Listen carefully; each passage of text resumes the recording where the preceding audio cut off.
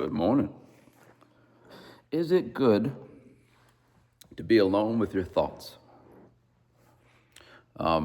Seems like a silly question, I guess. But people talk about reflecting, take some time, think about it, pray about it.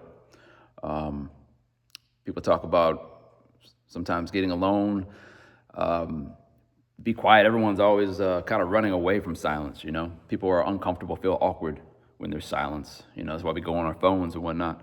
People are always saying stuff like that, as if we should be alone, as if we should take some time to figure out what's going on up here. Right? Should be. There's a lot going on upstairs, right? What are your typical thoughts? You wake up in the morning. What's going on through your head? What's going on in your home? You know, what are you giving your attention to around you, your family, your kids, or whatnot? Your typical thoughts every day. On your way to work, what's going on through your head? When you get to work, right? What are the typical scenarios going on at your job? You know, on your way home, on the weekends, right? Everything you got to do, things you have planned, events you were planning to go to, all these thoughts. And then with all those thoughts, all these feelings, whether attached to those thoughts or not. You feel so much positive feelings, negative feelings, just a storm of emotions inside. Some more so than others, some more intense than others, but it's always there. Then you've got your memories. And whether you're remembering things correctly or not, those memories are there, things that happened years, decades ago, and also things that someone might have said to you on your way to work. It's still in your head, and maybe days later, it's still in your head, right? All of our memories. And then you've got your beliefs, which is a big part.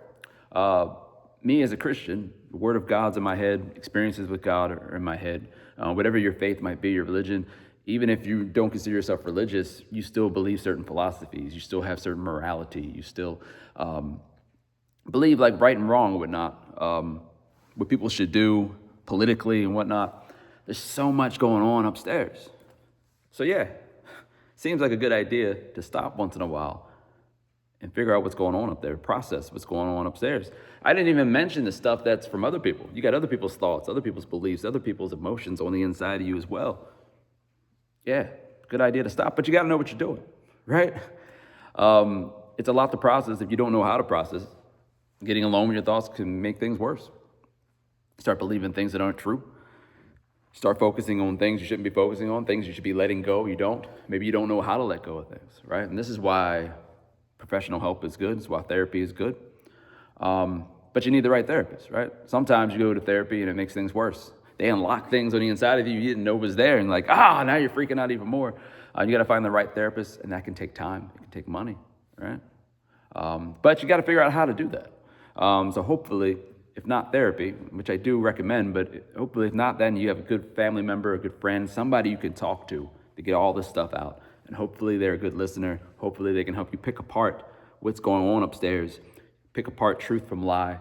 Hopefully you can learn how to do that, because you do need to learn how to do that. We do need to take time to breathe and process what's going on upstairs. So I hope you take that time.